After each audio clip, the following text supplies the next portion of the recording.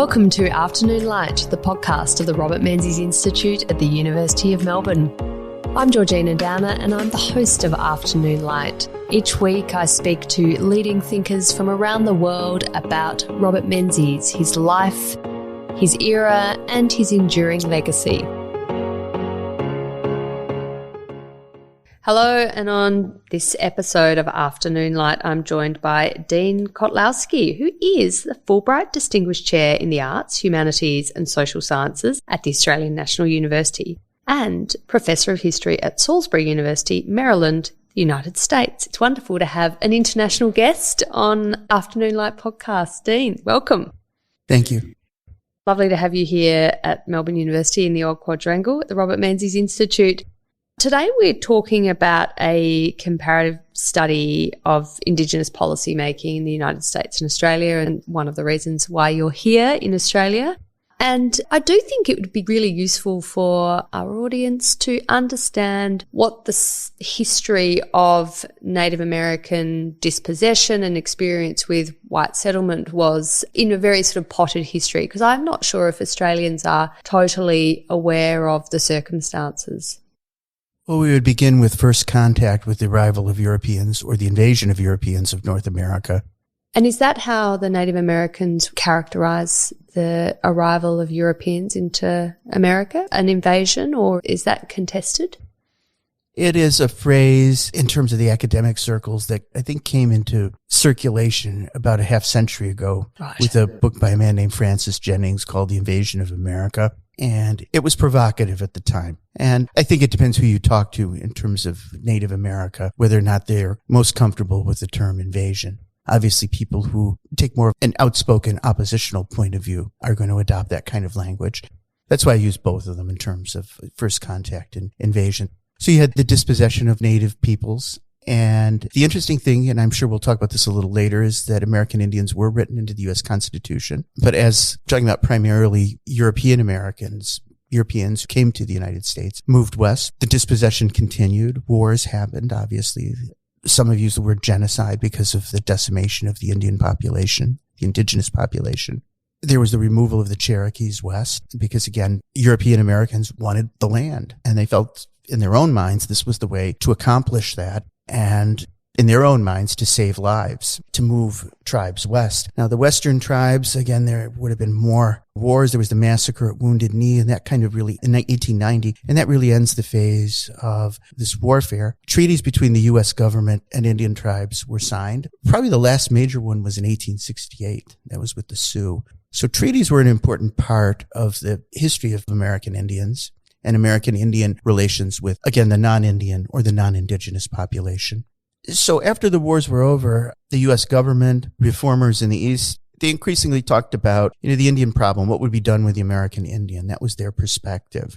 So the first policy was a policy of assimilation, which started with the Dawes Act in 1887, which was a formula to transform what were seen as nomadic, hunter-gatherer American Indians seen by the non-Indigenous population, to transform Indians into settled farmer citizens. They would have the right to take a certain amount of land from the reservations and to become individual yeoman farmers, something very typically American, something like 160 acres. And so the idea here was that American Indians would eventually become part of the wider mainstream. And the land base of these reservations, which was recognized by treaty law. So these are federally recognized tribes. We could talk about this a little later. There are state recognized tribes and things like that. Let's stick with federally recognized tribes in the West with their treaties with the federal government and their reservations. Those reservations, because of this allotment policy where individual Indians could take land and set themselves up as independent farmers, that land base shrunk, but it never vanished. And it was very clear that American Indians, in terms of their unique identity and treaties, land base, that was not going to disappear, at least anytime soon. So beginning in the late 1920s with Herbert Hoover, but especially under Franklin Roosevelt, there was a desire to try and be more sensitive to and supportive of American Indian culture and institutions. So we had what was called the Indian New Deal, the Indian Reorganization Act. And this was much celebrated at the time, I think. The allotment laws were suspended. So Indians could no longer take individual tracts of land and things like that. That was completely downplayed. And instead, tribes as an institution were given a new lease on life, in a way. Under the Indian Reorganization Act of 1934, American Indian tribes could officially incorporate themselves, write constitutions, and hold elections. So it's a recognition of a kind of American Indian tribal sovereignty. And the person who put this through was the head of the Bureau of Indian Affairs, which had existed since the 1800s. His name was John Collier, and he's a major figure here, to say the least. And he was head of the Bureau of Indian Affairs for 12 years. Probably headed it for longer than any other person. I can't think of anyone else. And yet at the same time, if you look at the Indian Reorganization Act, you have to say that it has subtle or not so subtle assimilationist tendencies in it. Because you have to ask yourself, is incorporation, constitution writing, and elections, are those Western European, non-Indigenous ideas? Or are they ideas that are embedded in American Indian culture? I think the answer is obvious. Right? Sure. But what was there opposition to this Reorganisation Act from the Native Americans, or were they quite in favour of this idea of sovereignty and writing their own constitution? Most of them joined, and they went along with it. The Navajo didn't. They resisted. And then many years later, when we had the rise of what was called Red Power protest in the late 1960s, the takeover of Wounded Knee in South Dakota, the hamlet of Wounded Knee on the Pine Ridge Reservation, that originated with a dispute between an elected tribal government and an older hereditary tribal leadership. So you see that division occurring and that it existed. And many American Indian tribes would not make decisions through elections where somebody wins and somebody loses and the majority try to do things in a more conversational, consensual, discussion-oriented way. The other thing the Indian New Deal did, and this was very much part of the larger New Deal, was to try to bring modernization to reservations. So like electricity and healthcare, education, getting the most out of the land, right? Agricultural techniques, right. And you're going to see that in the post-war period. So the post-war period is really interesting. We've sometimes celebrated the Indian New Deal, and we see a kind of disjunction for what happens beginning in the late 1940s. And you could almost say, if you want to be neat about it, 1945. There's no single date. We have the development of what's called the termination policy. So what was termination? It sounds really awful. It does sound rather frightening, to be honest. Even the name, I mean, it was frightening to American Indians. Very few tribes were, quote unquote, terminated. But just the fact that this was on the table and the terminology caused a tremendous fear in tribes. So what was termination? It was a policy to terminate, to end the federal trust relationship with federally recognized tribes. So just really briefly, federally recognized tribes, let's say in the West, like the Navajo, the Sioux, we could go into any number of the Hopi, et cetera, et cetera. They had treaties. The federal government acted as a trustee of their land. So land couldn't be sold or couldn't be easily sold. And the government was protecting them. And they had this land base. And in some cases, it certainly wasn't what had existed before contact, but it was not insignificant in terms of the size, especially out west. Yeah. And they had complete sovereignty over that. So there wasn't, say you were a farmer, a non-Native American farmer. Could you make an arrangement to farm Native American lands? Well, I think that would have been a decision up to the tribe in consultation with the Bureau of Indian Affairs. But I think let's stick with the idea of sovereignty. There was a sovereignty and a relationship here, a direct almost relationship between the tribe and the federal government. The state is not really involved in this. Yeah. So that's a kind of interesting and very important, I think, difference with Australia. So it's fascinating. But at any rate, what would happen, the government acted like a trustee. And this allowed Indian tribes to be separate and distinct from the rest of the country. At a time coming out of World War II and getting into the post-war period, into the Cold War period, when a lot of people were saying, shouldn't we all be one country? And a lot of liberals were saying, shouldn't we all be equal? And we're using the American meaning of liberals, so left-wing people. Right, yeah. left-wing people were the heirs of the Enlightenment. Yes. And people in the post-war period who said African-American rights is coming to the forefront. African Americans want equality. They want integration. A lot of these liberals in the United States sense, what they said was, well, Indians want the same thing. Of course, right? We all want to be equal. We all want to be part of this great America, this prosperous America.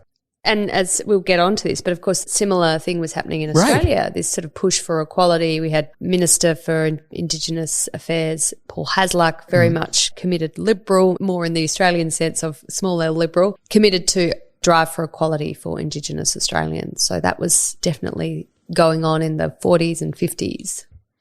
It's an important comparison with Hasluck as Minister of the Territories and his policy of assimilation, because termination essentially was an assimilationist policy. It was designed to eliminate the distinctiveness of American Indians and to transform them once again into people who were part of the mainstream. Now, I'll tell you this. In the United States at the time, because assimilation, that term, was associated with the Dawes Act and allotment and something that was a very forceful type of assimilation, people didn't like to use that term. Even back then? In the 50s. In the 50s, right. So the term that was used was integration. Great. So in Australia, assimilation is confidently used with no negative, well, at least not in general society, no negative connotations. It's considered something that is a good thing to be incorporating Indigenous Australians into society. Phrase that Liberals like to use in the United States was integration. Integration, right. The integration of the American Indian into the mainstream. Able to move with freedom in and out. Yeah. But it was assimilation. This is my argument. It was essentially assimilation. Sure. Now, in Australia, around 1965, people started to talk more about integration and make a distinction between the two. That integration is something where you could have more of your culture you were born in, keep more of it. I think this is the assumption. And being able to move on your own terms into the mainstream. But what happens when the government, whether it's the Commonwealth government in Canberra or the U.S. federal government, is essentially on the side of integration? I think it becomes assimilation. And what you did not have in the United States, we'll stick to the U.S. here, you did not have with a lot of these post-war liberals, late 40s, 50s, and 60s, up to Nixon. You didn't have a companion celebration of native cultures for the sake of native cultures. You didn't see that coexisting alongside this talk of integration. There was a lot of talk about, well, we, meaning the U.S. government, we're trying to modernize countries of the global south, helping them out with international technical assistance, what was called the Point 4 program. Why don't we do the same thing with American Indians? And you could look in a way at those kind of globalized programs as being a kind of assimilation on a larger scale. But you see a similar impulse in both areas. So we're observing an aspiration for a monoculture, single American identity and culture, where the Native Americans fit under that umbrella, as well as European, African Americans. Everyone's coming under this. We're American. We have one culture, one identity.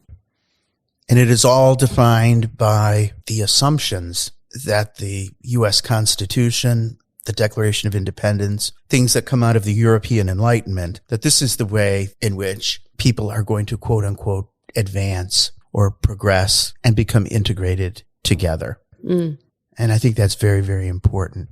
So those assumptions are definitely there. And those assumptions were also very much present in Australia. Absolutely. Yeah. So the integrationist impulse, I mean, you would think, when you think of reform in the United States, you think of the Democrats. So there's a slight difference here, I think, between the Democrats and the Republicans in the 40s and the 50s. Some Republicans in the 1950s, they wanted a very fast termination. The U.S. Congress passed a resolution in 1953 called House Concurrent Resolution number 108, which is infamous in American history. I know if this is going into a little bit more detail, I'm going to explain this. It actually listed the tribes that would be terminated.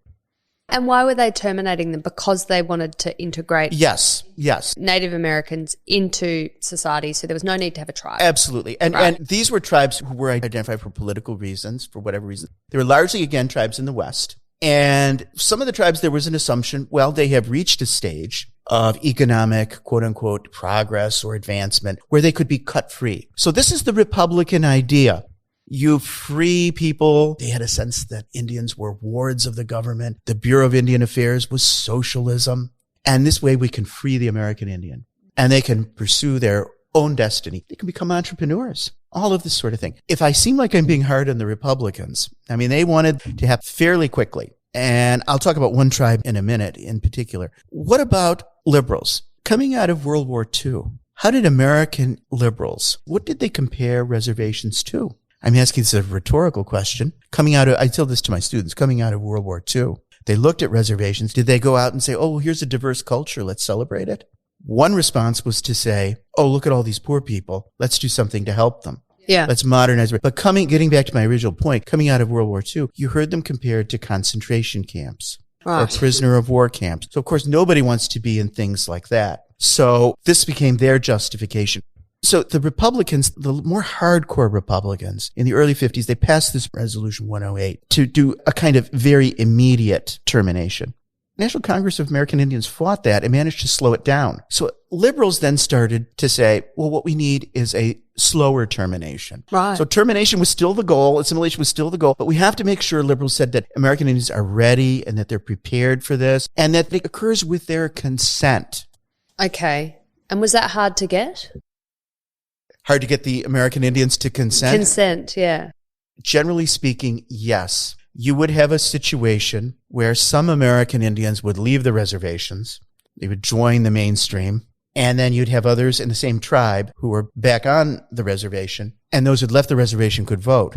Now, they had left the reservation behind. So if they can vote, I mean, if you, under a termination policy, you kind of wind up the tribe's affairs. And if there's any assets or any money owed, it can be distributed. So if you're not on that reservation and severed your ties, here's a way to get some sort of financial benefit. Right. So there was an incentive. Yes. But those on the reservation wanted to preserve. But so much of the rhetoric in the 50s and 60s was toward eventual joining of the mainstream over and over and over again. And of course, it was just assumed. This was the consensus in Washington, that that would happen, whether it happened more quickly or down the road. The liberals were saying, the Democrats, down the road. Get them prepared for this.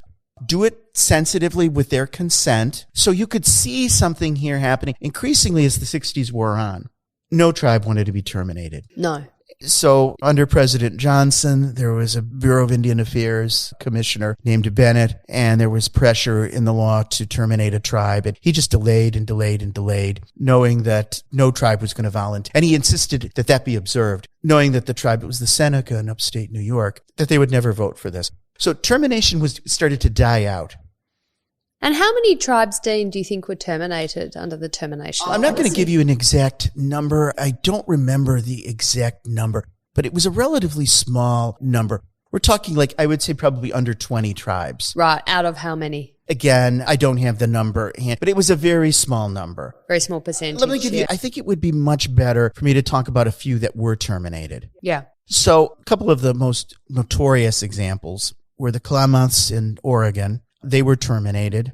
And the Menominee in Wisconsin. Let's focus on Menominee. They had a timber business, and they had a reservation. It was kind of like, if you looked at it on a map, it was almost a perfect square. And in 1954, legislation was passed to terminate both of these tribes. So again, this would have been with that House resolution in the very early 1950s, when you had Republican President Eisenhower and a Republican Congress. What happens is the Menominee, they get terminated, and they didn't consent. They did not consent. In fact, quite the opposite. So what happened was it was written in the legislation that this would happen at a certain date. Then it was, I think, 1958, and then it was pushed back to 61. By that point, President Eisenhower had changed, and his Interior Department had adopted the principle of consent in 1958. So they got in line with the liberals. But this is early in the Kennedy administration. Termination's going to happen in April of 1961. And the tribe's lobbies to extend it further, to delay. The Kennedy people, they just simply say, look, we don't think there's anything we can do in terms of the time frame here. They know they're going to take a hit for this, and the tribe is terminated. Klamaths were terminated like around the same period of time. So what happened is that the Menominee Indian Reservation, federally recognized, became Menominee County, Wisconsin. Right. Okay. So it had all the duties of the county government. Now, all of a sudden, it's got to assume some of the infrastructure and all of that expense that it had not had to do before. And so that put a tremendous burden. And the Menominee, as a result, was a thriving from the standpoint of the non-Indigenous population. Their economy was thriving with this. That was the perception of this timber industry. You get the stresses and the strains of what termination meant. And this was kind of a wake-up call that termination didn't work in practice as well as people think. And this also cooled some of the enthusiasm and the drive. It was, again, starting to die out a little bit, and it's dying out even more. But here's the information that I think your listeners would like to know. What happened to the Menominee? They lobbied to be restored. Oh, okay.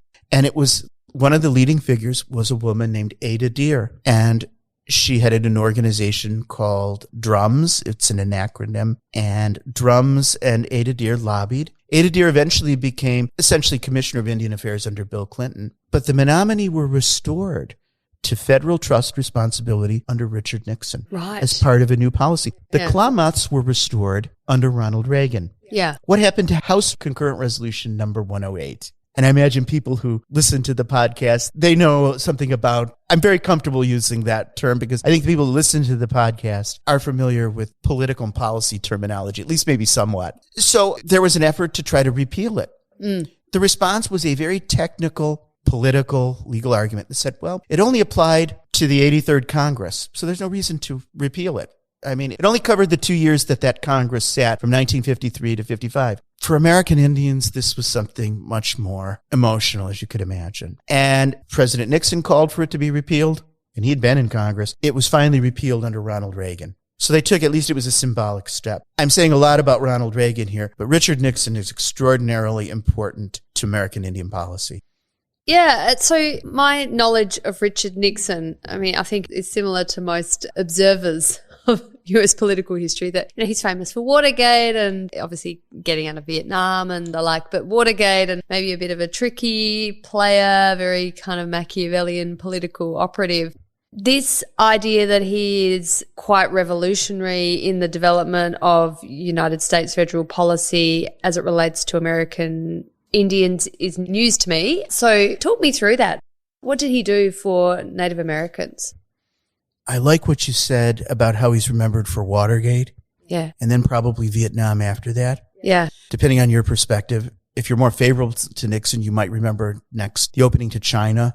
Of course. And the Soviet Union. But it's all either Watergate or foreign policy. Yeah, yeah. The domestic program was surprisingly progressive. Now, to be sure, the political end of that was to bring in more cultural issues like law and order, to make appeals to white Southerners and to bring them into the Republican Party. And now they're the base of the Republican Party when you really look at it in terms of the region. He's a Californian Republican. Californian Republican, but it was a very different Republican Party than it is today, or even it was under Ronald Reagan. I mean, it was a party that had a growing conservative movement and wing, and then a kind of Northeastern American liberal wing that was more moderate, and you could even say liberal progressive on issues of race. And so Nixon understood that the party needed to be a kind of big tent party. And he was a Quaker, so he believed in racial equality, but he was a politician, and a cynical politician, a tricky politician, as you were saying. And he knew that he needed to appeal to white Southerners and bring them in. American Indian policy was a little different. So Nixon did a lot of things that were progressive that people don't associate Nixon with.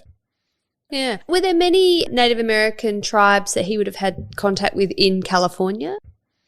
Excellent question. So there's a personal connection that he has with Indians that other presidents did not have. He had a somewhat tense relationship with his father. It's not like Lyndon Johnson, where he always seemed to be looking for another father figure. Somebody joked that Lyndon Johnson had more surrogate daddies than any other politician, but Nixon kind of found one to some extent in his college football coach at Whittier College. His name was Wallace Newman, and he was a Luiseño Indian. Right. Okay. And Nixon said, it's some sort of quotation along the lines of, I'd learned more about life and maybe even being a man from like Wallace Newman than any other person. I don't think that quote is quite accurate, but there was some very, very effusive praise of Wallace Newman. He mentions him in his memoirs.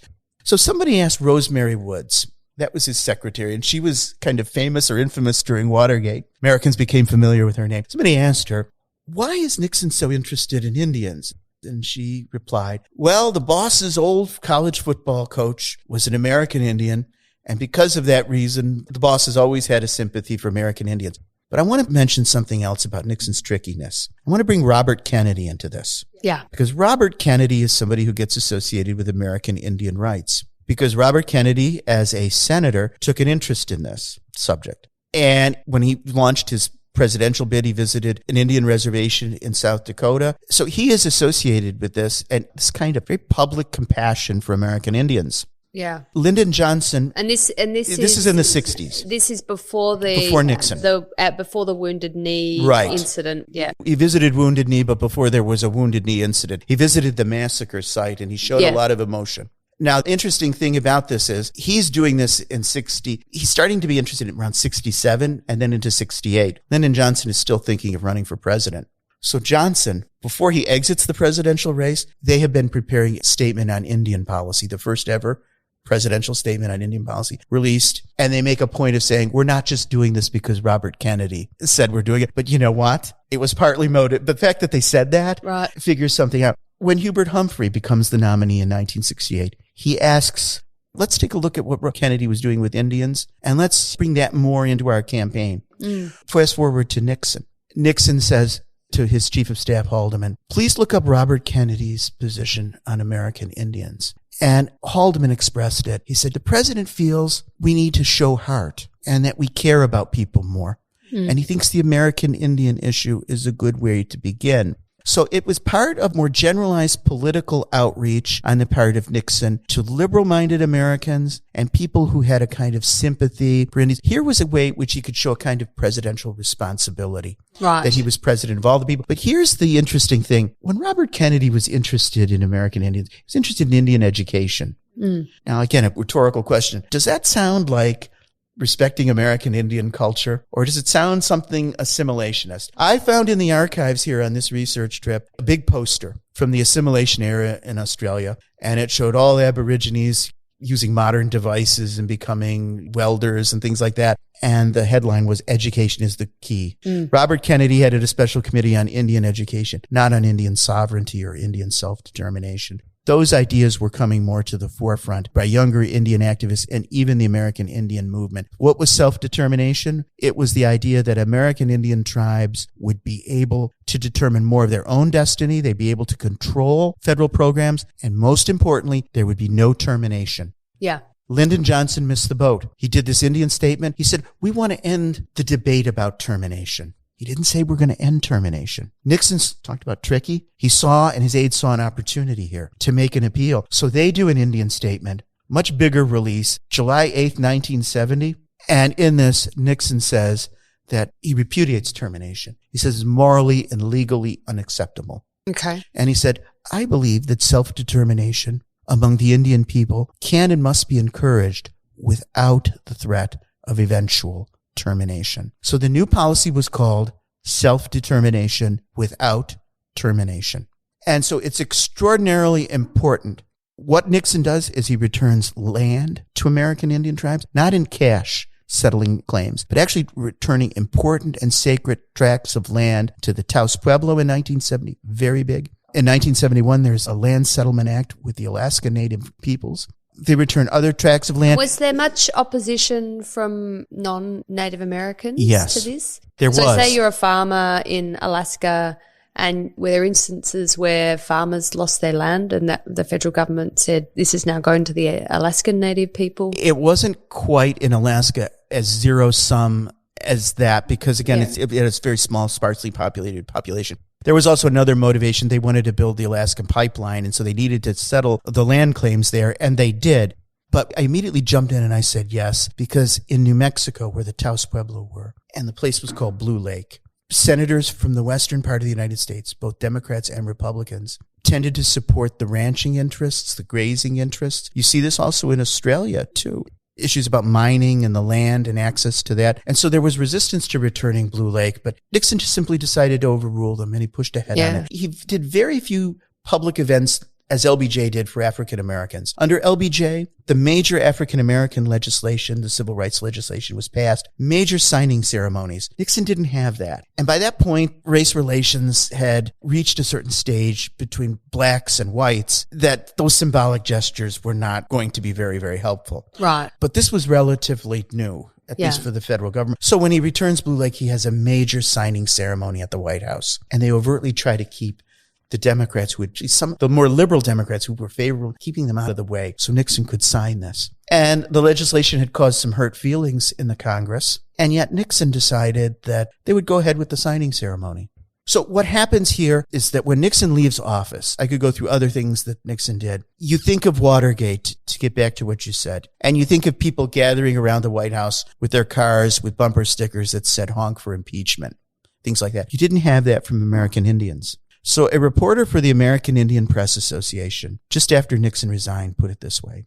The Nixon administration, beginning January 20th, 1969, has been, in the eyes of even its most critical observers, one of the most active in the field of American Indian affairs since that of the so-called Indian New Deal under Democratic President Franklin D. Roosevelt in the 1930s and 1940s. The Nixon Indian program, defined as self-determination without termination, went a long way toward making that phrase a major phrase of American Indians. statement in the analysis referred to the famed Nixon Indian message. So what happened was that President Ford followed this policy and reaffirmed it. So did President Carter. President Reagan took it a little further, talking about a government to government to government relationship between the federal government, the states, and the tribes, making them equal. And the Reagan period saw the passage of legislation that permitted and recognized the right of American Indians to have casinos and gaming.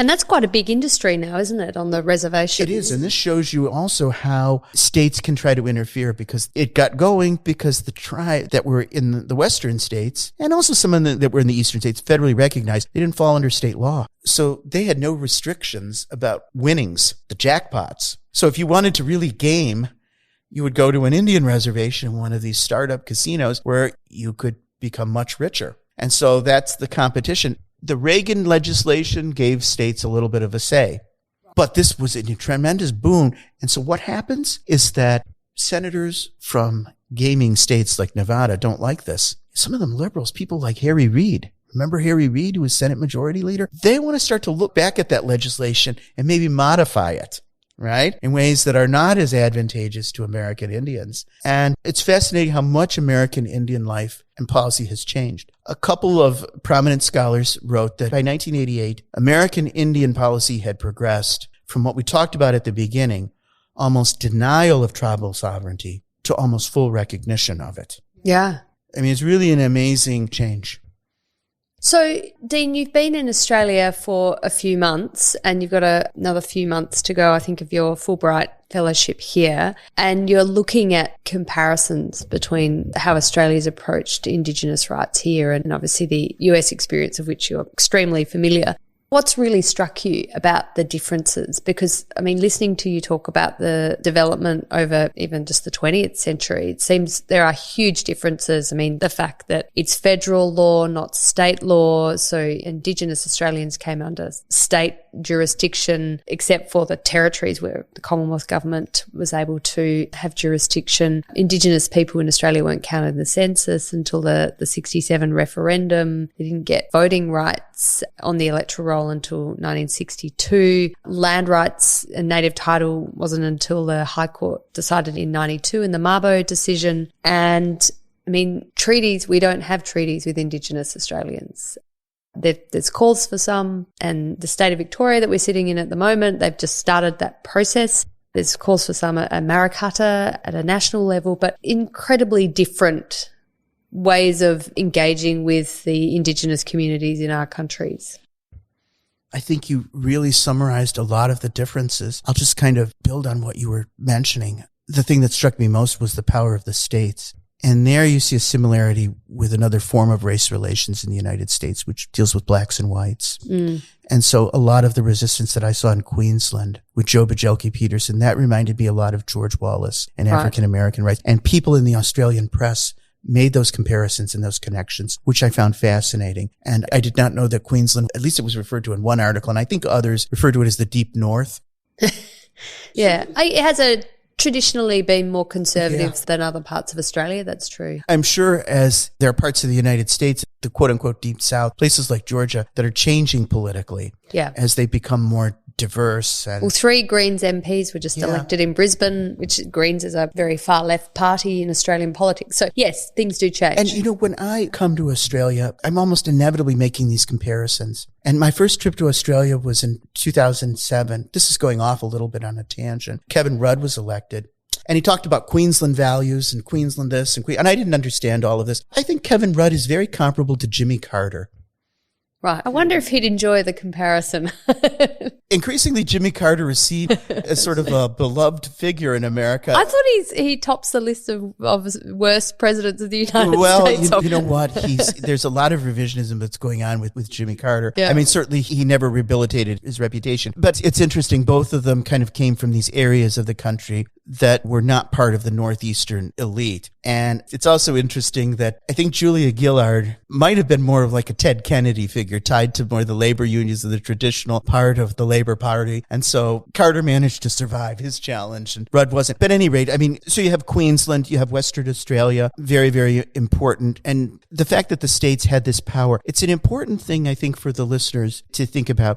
I think it goes back to the fact that the United States revolted and rebelled against the British Crown. Yeah. And so there was a break. And what happened is that the U.S. federal government inherited a lot of the powers of the British Crown in foreign affairs. And so Indians are written into the U.S. Constitution.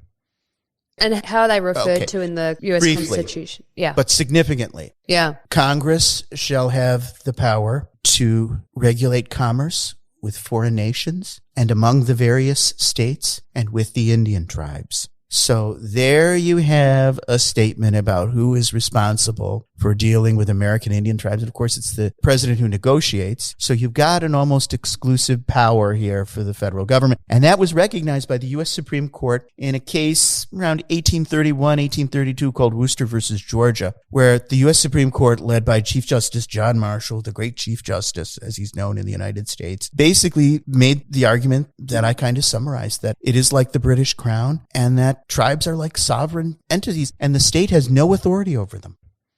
Right. And it's interesting in that clause of the Constitution that you've got Indian tribes referred to in the same clause as foreign nations. Absolutely. And obviously the states. So this sort of idea that they are separate sovereign entity is there from the get-go.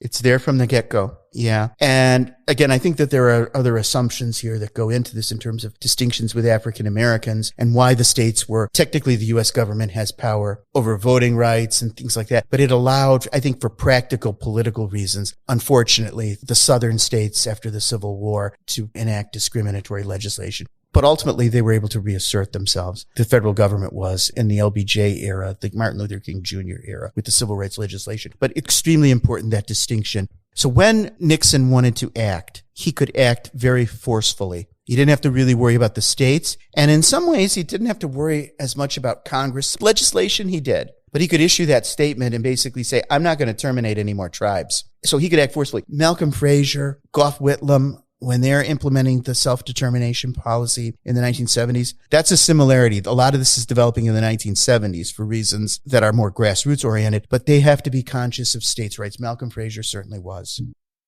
Yeah, yeah. Well, and we've just experienced 2 years, almost 3 years now, of the states asserting their rights through the COVID-19 pandemic, where our states have power over health and evidently their borders in public health emergencies. So they really determine your lives. They touch your lives so much. And for the Australian experience, we probably haven't had that distinction in our federal system between state and federal powers in our faces for a very long time. And this is a reminder. But in the Indigenous space, this has made things much more difficult, I think, in Australia. You know, when you look at the similarities and the differences between the two countries, kind of a similarity is that in the early 1970s and mid-1970s, a lot of the people in the Nixon White House who were dealing with American Indian policy had little expertise in it. So they didn't come with some of the assumptions that maybe people in the past had, and they were willing to make change. Something similar here in Australia, too. People like Barry Dexter, who was on the Council for Aboriginal Affairs and was the permanent secretary in the Department of Aboriginal Affairs established under Whitlam. Nugget Coombs as well. So that's, I think, a very important similarity that people could come to this with a fresh pair of eyes and look at things. I think also, too, there are international connections. Australia was very mindful of UN credit to the United Nations and criticism from foreign countries. Both countries were vulnerable on this. President Carter tried to raise the issue of apartheid in South Africa. His vice president did when he went down there. And the white minority government of South Africa said, well, what about your treatment of American Indians? The East Germans criticized Ben Schiffley in the early 1950s. This was a vulnerability that both countries had their race relations during the Cold War era. So there are these areas of, I think, tremendous similarity between the two countries. There was a backlash in the United States about land rights when all of a sudden the state of Maine, two tribes there claimed because a treaty hadn't been properly ratified. They claimed 2/3 of the state of Maine. Then all of a sudden you saw the reaction against land rights and some of the resistance that's similar in Australia. What happened in that case was President Carter. It took 4 years, but they negotiated legislation to give 300,000 acres to these two tribes. Right. And so you kind of have that back and forth and give and take. So, Dean, tell me, a big issue at the moment in Australia is discussion over an Indigenous voice to Parliament that would be enshrined in our Constitution. There's not a lot of detail about what it would do or how it would be constructed. And that will come, no doubt, in the next couple of years as we debate this and then ultimately it goes to a referendum. But how do you see Australia in that debate learning from the United States? Well, I'll answer the question by looking at the past. I did see in my research, back up to the 1960s, a lot of Aboriginal activists in Australia, Aboriginal rights activists, many of them non-Aboriginal in terms of, or non-Indigenous in terms of their background, looking and making comparisons with the United States, New Zealand, Canada, and saying we have to have a land rights policy here. We have to have those principles enshrined. So I think that if you look at writing Indigenous Australians into the Constitution, you would certainly look at that clause of the U.S. Constitution and see where that was. It'd be something that's stated simply along those lines. One of the difficulties, one of the ways which Australia, I think, struggled, and I think this was part of the fact that there was a lack of treaties, is creating proper structures in the past for dealing with Aboriginal affairs, Indigenous affairs, and having an Indigenous voice. So there was the National Aboriginal Consultative Committee, and, there was the National Aboriginal Council. And then there was an Office of Aboriginal Affairs. And there was the Department of Aboriginal Affairs. Then there was the Aboriginal Development Commission. There was the Aboriginal and Torres Strait Islanders Commission, the ATSIC. And I don't want to be prescriptive here. In the United States, it was different. There was always the Bureau of Indian Affairs, and it became a target of criticism. It's being too establishment, Does it still exist? Yes. Yeah. And it too top down and things like that. But it was there and it serviced and served the federally recognized tribes. So it became a target of young activists who criticized it, young Indigenous activists, American Indian activists, and also kind of more conservative voices who said it wasted money and things along those lines. But it was something. It was there. And it will be interesting to see how the entire debate unfolds. It's a sense of, as I've been coming to Australia and doing the research, it's like, okay, what comes first? And it seems like Australia is going bigger and bigger, and it has a large encompassing concept of reconciliation, of which the voice to Parliament, treaty, all of these other, used to be that people stressed that having a treaty, and it didn't go anywhere. From the federal government's point of view, people like Malcolm Fraser, very good on race. Looking back, a lot of people would say, but he had reservations about a treaty. He liked the idea of a united Australia, and he thought this would be divisive. That was his perspective. And that perspective still exists in Australia, that there is a sense that putting one category of people, one race of people in the Constitution over others divides Australia, doesn't unite Australia. And it's an older argument here in Australia. I mentioned Joe Bajelke-Peterson. Of course, Queensland discriminated, did a lot against its Indigenous peoples and so forth. But when land rights started to become an issue in Australia, beginning in the late 60s and early 70s, then he made this kind of argument saying, well, we don't want to create separate people. It's apartheid. So he used that language. And I think that's something separate here with Australia, different from the United States. You're part of the Commonwealth. And your dealings here in Australia with the Commonwealth and with South Africa and apartheid, it's a little different than the United States. And Menzies, of course, he wanted to keep the Commonwealth together and things along those lines. But you will hear those arguments in the United States as well. And when I mentioned Maine, then you started to hear the Maine Indian Claims Act and the dispute in Maine. That's when all of a sudden a lot of the terminationist language started to come back. Right. About creating a country where everyone shares in equal rights and responsibilities. And it wasn't just Maine. In the 1970s, there was a group that was formed out west called the Interstate Congress for Equal Rights and Responsibilities. And it sounds wonderful, right? I mean, who could be against equal rights and responsibilities? But it was against, again, the idea of distinct or unique rights for an Indigenous population. And, this is quintessentially 1970s. The Montana branch of that was called MOD, and that stood for Montanans Opposing Discrimination. So they used this language, whether it was anti-apartheid here and also anti-discrimination in Australia and anti-discrimination in the United States, as a way of opposing, as you said, the granting of something unique in terms of a voice and a space for an Indigenous population. I think that if we studied other countries, we would find similar tensions. Well, Dean, this has been hugely insightful, and I really do thank you, not just for the discussion today, but for coming to Australia and sharing your knowledge and, of course, doing your research into this comparative study of Indigenous policymaking in the United States and Australia. I think there's a lot to learn from each other, and I think we can all benefit from that. So thank you so much for joining me on Afternoon Light. Thank you. The Afternoon Light podcast is brought to you by the Robert Menzies Institute at the University of Melbourne. You can find more about the Institute and our podcast at robertmenziesinstitute.org.au. We're also on Twitter, on Facebook and LinkedIn. We look forward to you joining our show next week. Thank you.